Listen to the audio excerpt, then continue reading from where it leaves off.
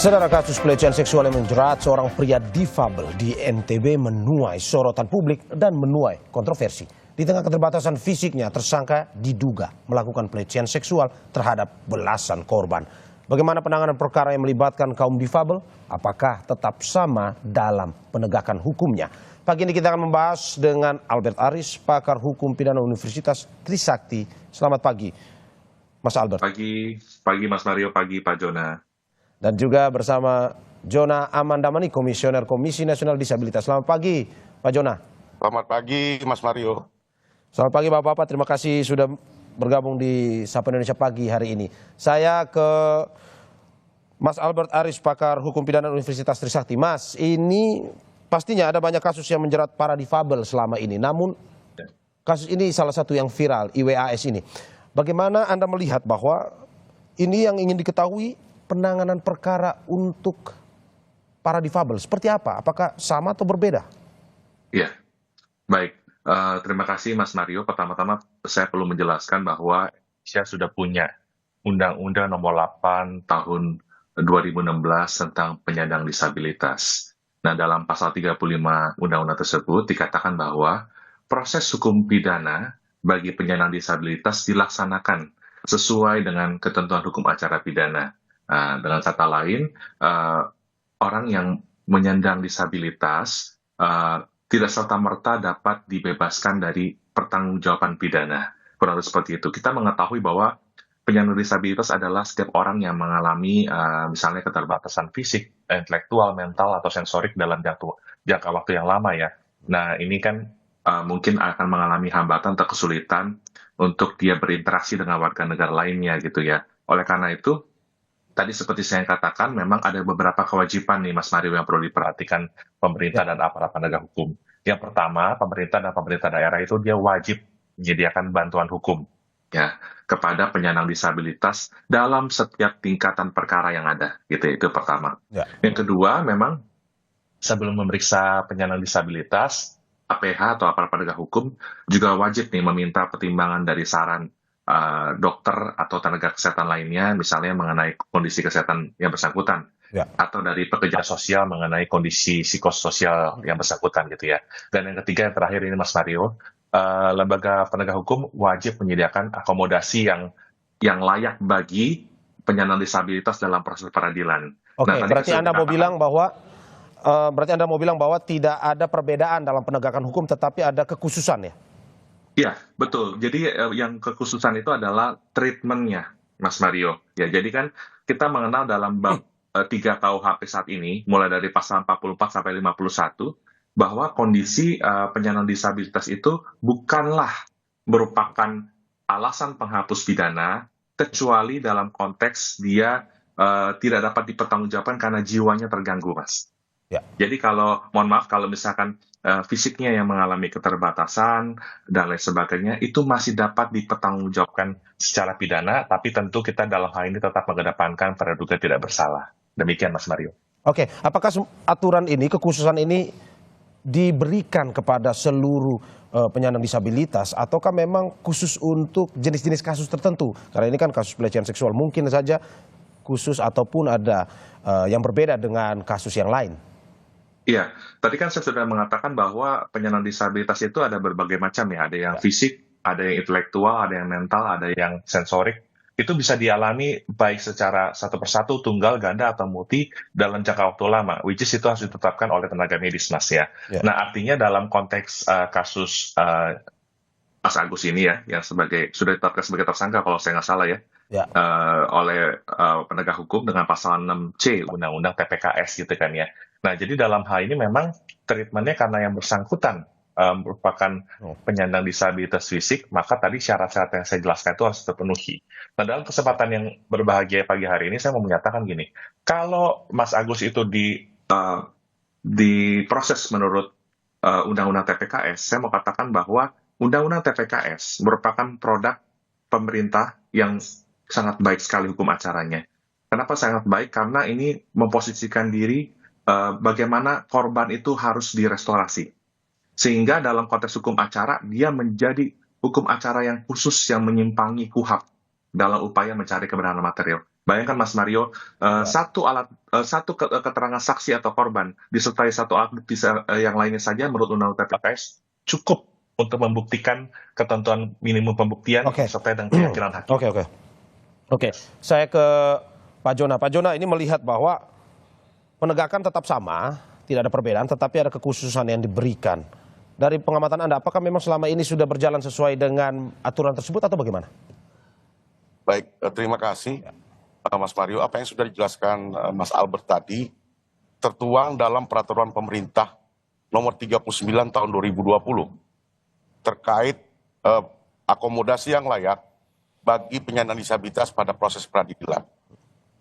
Nah, kontekstual amanat dari kebijakan implementasi tadi yang sifatnya teknis tadi yang mengamanatkan akomodasi yang layak adalah bagaimana semua aparat penegak hukum memberikan sebenarnya bukan kekhususan, tetapi karena penyandang disabilitas mengalami hambatan individual dan lingkungan, berarti ada treatment tertentu yang harus diberikan sehingga mereka betul-betul dieliminir hambatannya. Ya. Nah, saya berkesempatan memantau kasus ini di tanggal 4, tanggal 5 kemarin di Polda NTB, Ya. dan saya bisa memastikan bahwa akomodasi yang layak dalam konteks kasus ini sudah dipenuhi oleh aparat kepolisian. Oke. Nah, yang penting sebenarnya ingin saya sampaikan, mohon izin Mas Mario, Ya. seyogianya tadi sudah disampaikan oleh Mas Albert, penyandang disabilitas adalah manusia pada umumnya. Ya.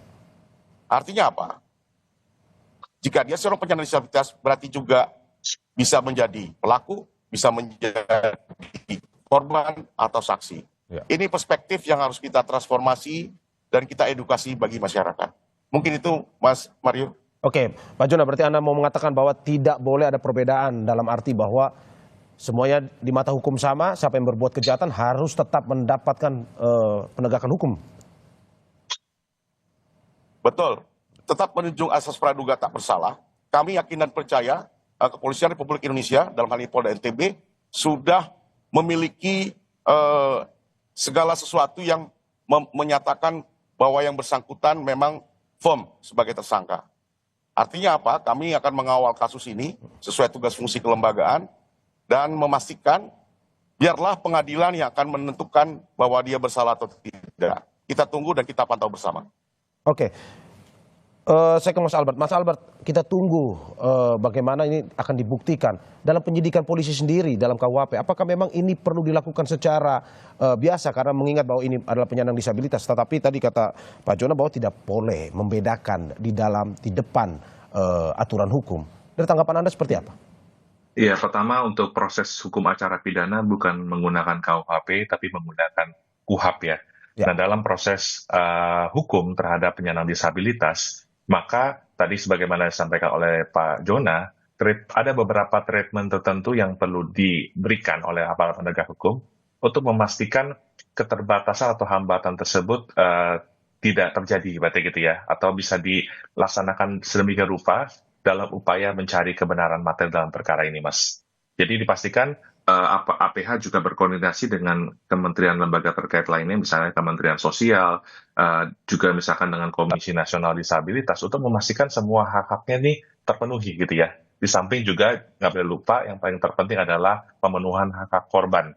Karena kan kita juga mendengar dari berbagai pemberitaan media, tadi juga dalam highlight Kompas sudah disebutkan, nampaknya korban ini diposisikan seolah-olah dia tidak pernah terjadi perbuatan tersebut gitu ya. Nah, maka dalam kesempatan hari ini saya mau mengatakan bahwa setiap orang ya, termasuk juga penyandang disabilitas yang menyalahgunakan kedudukan, wewenang, kepercayaan atau perbawah yang timbul dari tipu muslihat yang memanfaatkan kerentanan korban, ketergantungan seseorang yang untuk melakukan persetubuhan atau perbuatan cabul itu dapat dipidana ya. Sekali lagi dapat dipidana kecuali ada alasan penghapus pidana yang lain gitu ya. Jadi dengan mohon maaf dengan banyaknya jumlah korban yang sudah ada ya, diharapkan polisi juga memperhatikan ya, bukan hanya mencari atau menggali keterangan dari saksi atau korban, tapi yang paling terpenting adalah pemulihan fisik dan psikis dari korban-korban tersebut, Mas.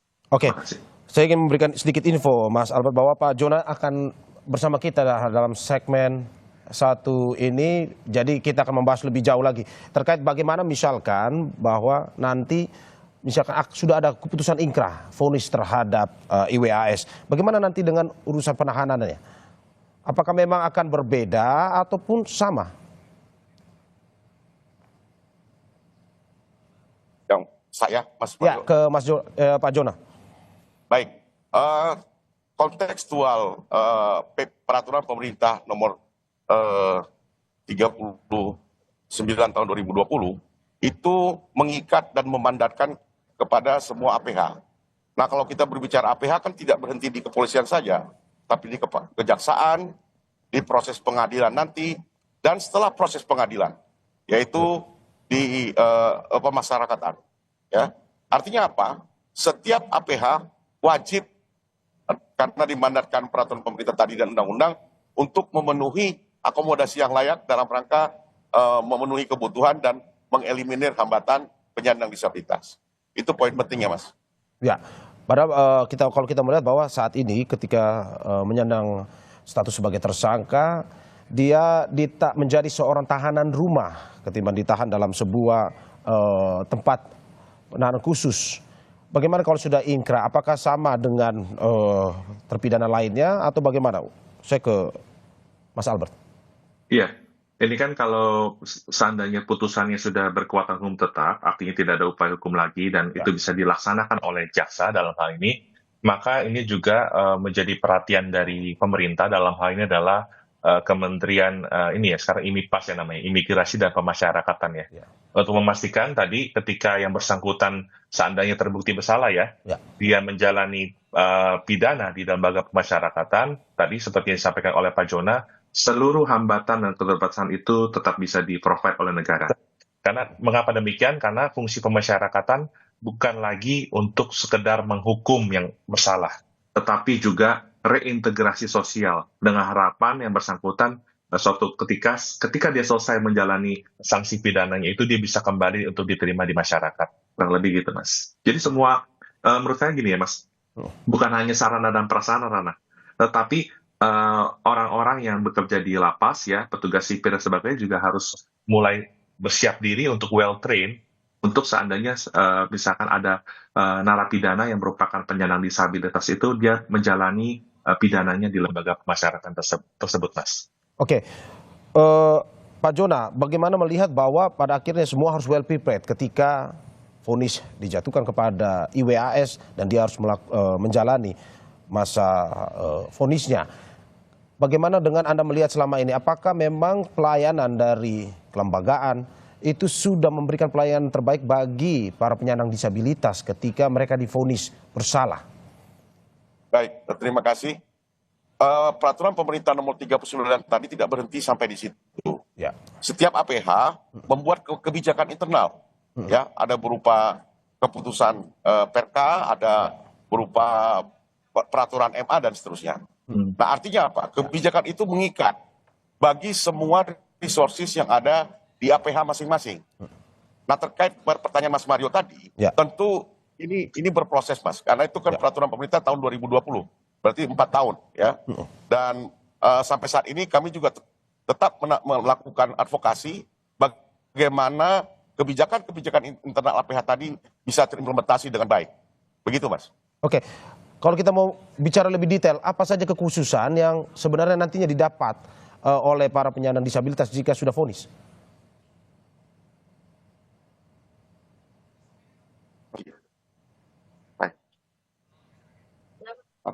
Oke, Pak Jona. Siap. Oke, saya ulang pertanyaan saya. Apa yang sebenarnya kekhususan apa yang akan didapat nantinya para penyandang disabilitas ini jika sudah vonis? Kontekstual bahasa kekhususan mungkin kami kurang sepakat ya, karena khusus itu artinya berujung pada eksklusivisme. Ya. Yang ingin kami sampaikan di sini, kalaupun akomodasi yang layak itu, ya akomodasi yang layak itu mesti membuat kondisi infrastruktur, sarana prasarana termasuk layanan yang dikondisikan sedemikian rupa sesuai dengan kebutuhan yang itu yang kami dorong. Ya. Tadi ada Mas Mario katakan terkait tahanan rumah. Ya, Ya.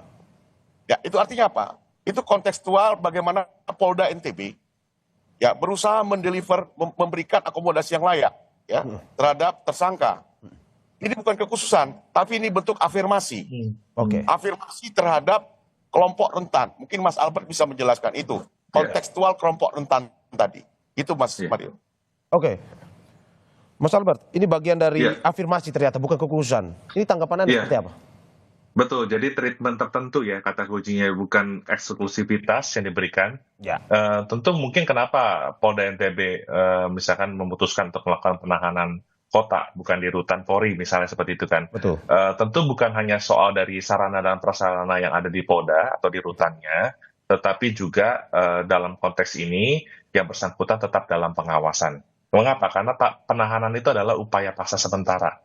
Paling tidak selama dalam upaya paksa sementara ini, yang bersangkutan itu sewaktu-waktu bisa diperiksa untuk memberikan keterangan sampai nanti perkaranya dilimpahkan ke pengadilan nanti, Mas. Jadi kata kuncinya adalah bagaimana menyelesaikan hambatan-hambatan atau keterbatasan yang ada, tapi dengan menegakkan hukum tetap gitu ya, hukum acara tetap ditegakkan. Karena jelas kok Undang-Undang Penyandang Disabilitas mengatakan proses hukum acara pidana tetap dilaksanakan kepada mereka, ibaratnya gitu ya, yang melakukan tindak pidana. Demikian.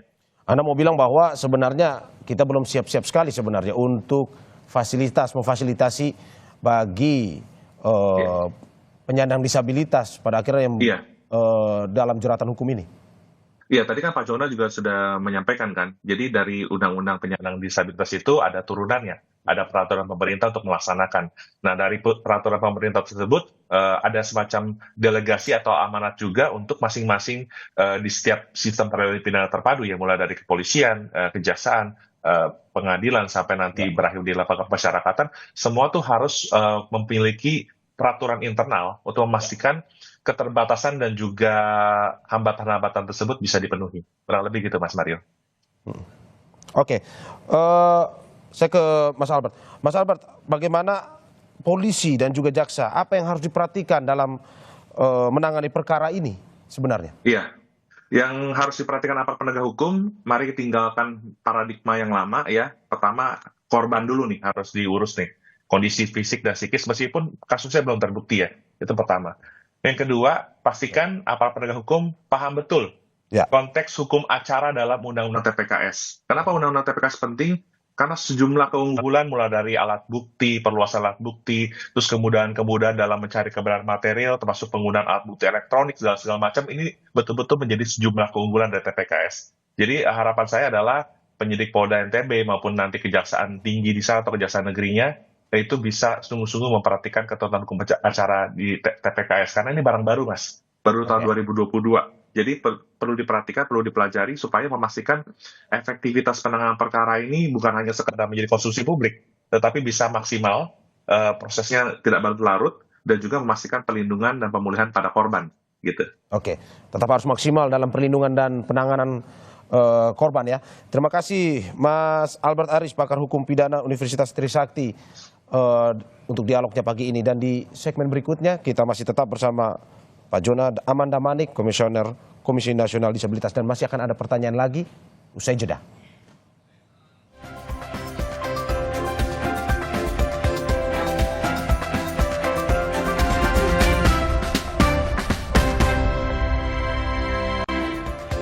Terima kasih masih di Sapa Indonesia Pagi bersama saya Mario Sarong. Saudara, kita masih bersama Mas Jona Amanda Manik, Komisioner Komisi Nasional Disabilitas. Mas Jona, saya lanjutkan pertanyaan saya. Sebelum itu saya ingin memberikan info terkait bahwa sebenarnya kita sudah mencoba mengontak kuasa hukum dari IWAS, tapi yang bersangkutan belum bisa memberikan konfirmasi lanjutan, sehingga hingga saat ini dialog dilakukan bersama pun Mas Jona. Mas Jona, bagaimana melihat bahwa ini sempat ada konferensi pers bersama dengan Komnas Perempuan dan KPAI. Apa saja yang didorong ketiga lembaga ini kepada pelaku dan perlindungan korban? Baik, terima kasih. Tentu tadi seperti di segmen pertama tadi Mas Albert katakan, kita juga harus memperhatikan aspek-aspek hak dari korban. Ya, itu catatan penting. Nah, ketika berbicara korban, terduga korban, saya masih mengatakan terduga korban ya, itu ada yang perempuan dan anak. Artinya apa? Kami, Lembaga Nasional Hak Asasi Manusia, dalam hal ini Komisi Nasional Disabilitas, Komisi Anti Kekerasan Terhadap Perempuan, dan Komisi Perlindungan Anak, memastikan hak-hak korban, dalam konteks ini perempuan dan anak, itu terpenuhi dan dapat dipastikan pemenuhannya. Nah, di sisi lain, kami Komisi Nasional Disabilitas, sesuai tugas fungsi kami, dalam hal ini kasus ini ternyata tersangkanya adalah seorang penyandang disabilitas, kami pun memastikan hak-hak tersangka dapat dipenuhi oleh semua aparat penegak hukum. Itu poin penting dari konferensi pers kemarin. Oke, Mas. Mas, kalau melihat hak-hak ini, hak-hak apa saja yang menjadi sesuatu yang harus dipenuhi dari pihak korban? Tentu ketika berbicara hak, itu adalah segala sesuatu yang melekat, yang menjadi mandat kebijakan atau mandat undang-undang. Itu poin penting yang kami pastikan. Ya. Pertama, hak tersangka yang adalah penyandang disabilitas, tentu dia mempunyai hak. Dan mandatnya seperti yang disampaikan di awal, ada undang-undang, ada peraturan pemerintah, ada peraturan internal dari semua aparat penegak hukum. Ya. Nah, di sisi lain, kami juga memastikan bersama teman-teman LLM lain terkait hak korban. Ya. Dan sekaligus juga terkait layanan. Ya, ini penting sekali, ya, karena korban tentu harus mendapatkan pelayanan terkait apa yang pernah dalam konteks proses kasus ini maupun pasca nanti ya. Kami juga berkoordinasi dengan LPSK dan seterusnya dalam memastikan semua hak-hak yang dimandatkan kebijakan bisa terpenuhi. Oke, Mas Yono, kita tarik lebih jauh lagi. Bagaimana terkait dengan ini pengalaman terpidana bagi penyandang disabilitas? Kalau menurut Anda selama ini apa yang kurang dan mungkin belum dipenuhi oleh pemerintah dalam memberikan pelayanan ataupun memberikan penanganan hukum kepada para penyandang disabilitas? Baik, dalam konteks kebijakan, ya, kami memandang semua kebijakan sudah cukup komprehensif, ya, memandatkan semua stakeholder dalam konteks penyandang disabilitas yang berhadapan dengan hukum atau dalam proses peradilan. Nah, tentu kalau kita melihat runtutan waktu, ya, implementasi dari undang-undang itu muncul kebijakan di tahun 2020, berarti ini tahun keempat, ya. Dalam konteks APH, semua sudah ada yang memiliki kebijakan internal dan seterusnya. Artinya apa? Proses ini sedang berlangsung dalam konteks pelindungan dan pemenuhan dari hak-hak tadi, ya, dan menjadi tugas kami untuk terus mengadvokasi dan mengawal dan memastikan ini semua berjalan dengan baik dalam konteks ketersediaan infrastruktur, sumber daya manusia dan seterusnya. Nah, Anda bilang tadi bahwa kebijakan sudah berjalan dengan baik. Bagaimana dengan pelayanannya? Seperti Anda sebutkan tadi, ketersediaan infrastruktur. Baik, tentu ini sedang berproses, Mas Mario. Ya. Intinya di situ, ya. Dan artinya apa? Kami sangat berharap ada percepatan-percepatan lah, ya, dalam konteks semua berproses ini. Dan kalau kami bisa melihat dalam konteks semua APH, yang paling penting, yang pertama tadi yang disampaikan Mas Albert di segmen pertama, ada transformasi paradigma dulu. Ya. Itu poin pentingnya, ya. Karena kalau kita berbicara infrastruktur, sumber daya manusia, tentu banyak hal-hal detail yang harus kita segera penuhi, ya, baik itu pembangunannya, renovasinya, kemudian capacity building dan seterusnya. Dan tentu ini membutuhkan waktu dalam berproses, termasuk berbagai macam mekanisme anggaran yang dibutuhkan. Artinya apa? Mari kita sama-sama berkolaborasi dalam konteks percepatan-percepatan ini. Oke. Mas Jona, ini kita melihat bahwa ini kasus ini viral. Kita tidak bisa membendung bahwa ini beberapa hari ini memang mencuri perhatian publik.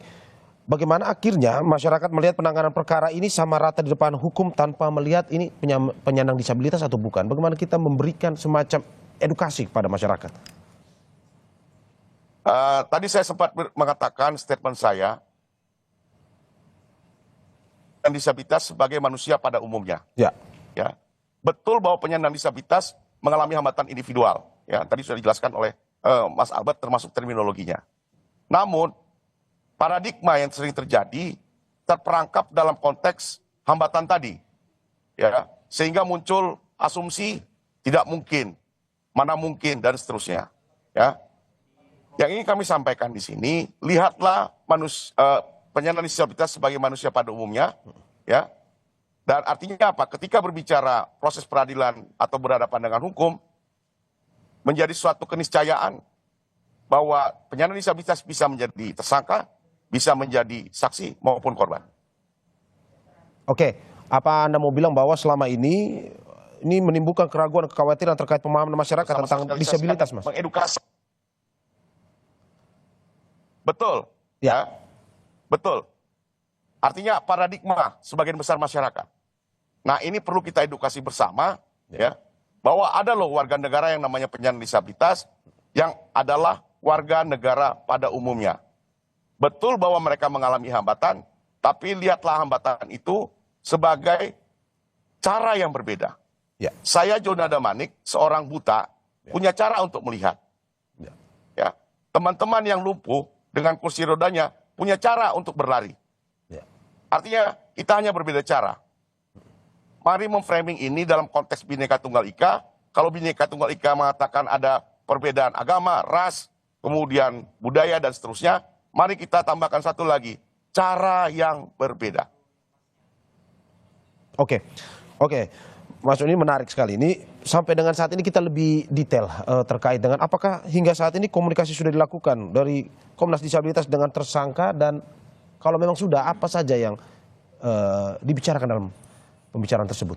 Baik, kami berkesempatan melakukan koordinasi dengan berbagai macam pihak dengan tanggal 45 tahun yang lalu, termasuk dengan Komite Disabilitas Daerah, ya, di mana Komite Disabilitas Daerah mendampingi, bukan pendamping hukum ya, mendampingi ya tersangka dalam semua proses, termasuk dalam hal assessment atau penilaian personal dalam rangka untuk mendapatkan assessment needs-nya, kebutuhan dalam konteks akomodasi yang layaknya.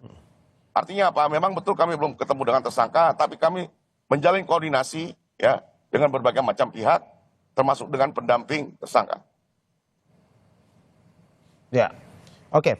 Ini kita melihat bahwa dari kesaksiannya IWAS ke polisi bahwa ini dilakukan atas dasar suka sama suka, dan juga memang untuk melihat bahwa kondisinya IWAS saat ini yang tidak memungkinkan untuk melakukan kasus dugaan pelecehan seksual yang terjadi.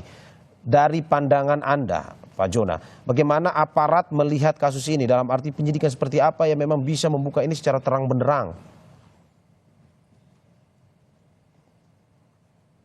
Yang pertama, kita penting mentransformasi paradigma. Ya.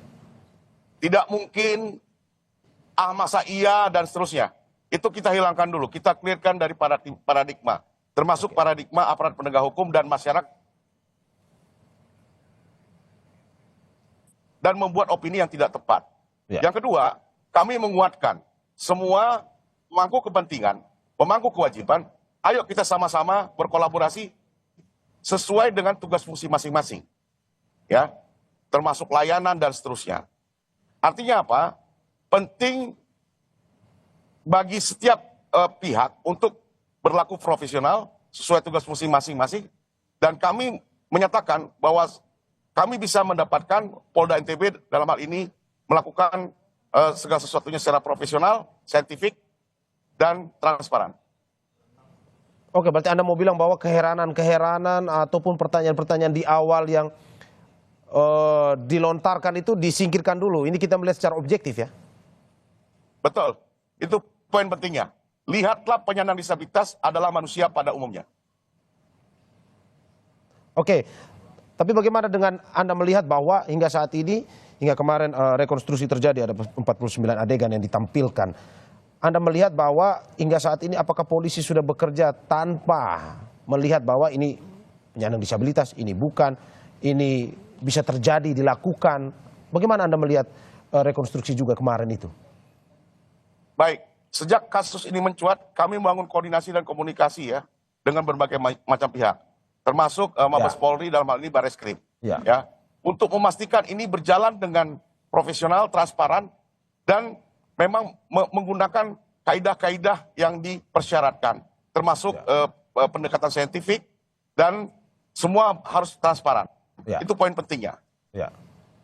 Begitupun juga bagaimana kita melihat cerita dari para korban ini ketika melihat bahwa dia bertemu dengan ataupun dalam dugaan berkasus dengan penyandang disabilitas. Cerita dari para korban ini, ketidakpercayaan atau keheran-heranan harus kita singkirkan dulu dengan mendengarkan terlebih dahulu kesaksian para korban ini ya.